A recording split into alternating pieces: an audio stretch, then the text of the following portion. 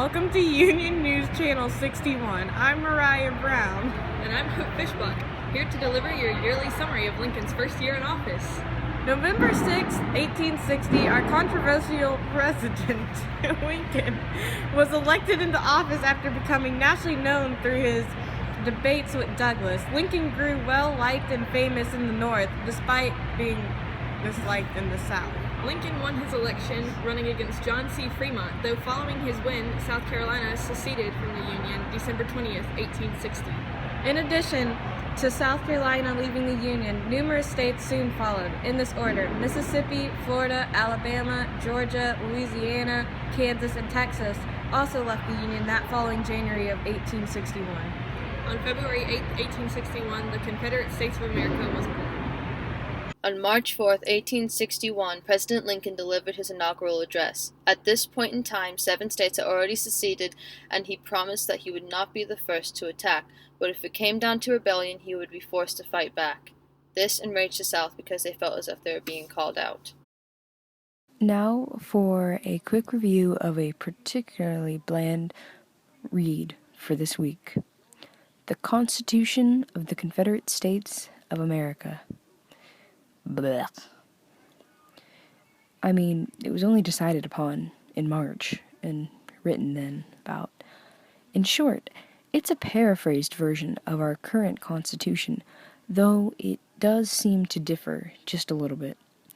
The most major differences aren't really much differences at all, except for a president can serve a single 6-year term, and that slavery is very, very legal. The Confederate Constitution, and yeah, that was intentional on my part, directly addresses slaves as being of African descent. How rude. At least the original doesn't do that. Instead, it refers to those under servitude.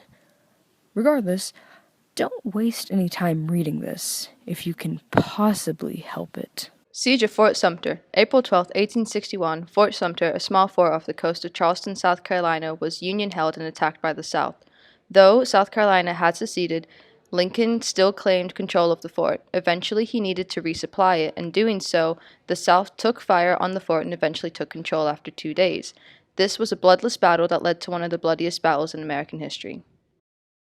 After the siege of Fort Sumter, Lincoln suspended habeas corpus, which was a writ that ensured that those arrested needed to be brought before a judge to ensure that they have a fair trial. Lincoln wanted to limit the number of civilian rioters and prevent the Confederate troops from invading Washington. This was one of Lincoln's most controversial decisions yet.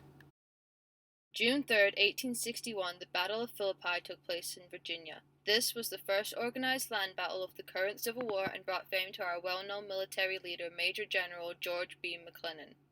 This battle encouraged the western counties of Virginia to form their own union.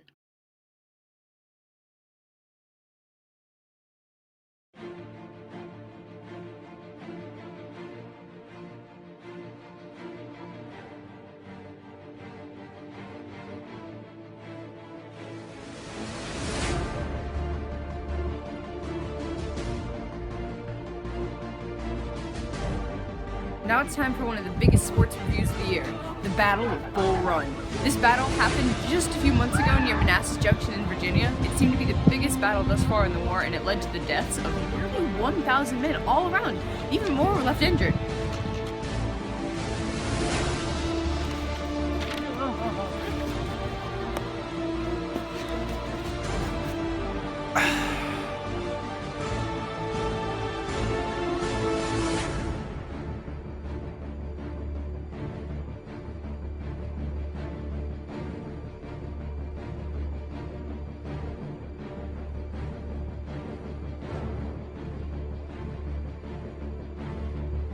Frantic attempts were made to stop the bloodshed of the American people.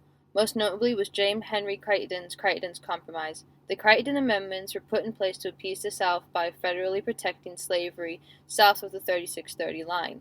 Lincoln, however, rejected this compromise, and all chances of unionization between the North and South evaporated. Lincoln is quoted saying, Crichton's proposal would amount to a perpetual covenant of war against every people, tribe, and state owning a foot of land between here and Terra del Fuego. Obviously, Lincoln's refusal for the Crichton Compromise upset and enraged the South even more, while the North stood behind him. This deepened roots of separation between the North and South.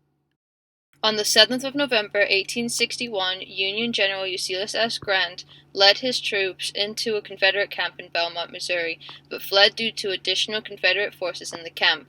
The Union received roughly 607 casualties, while the Confederacy received approximately 641 casualties.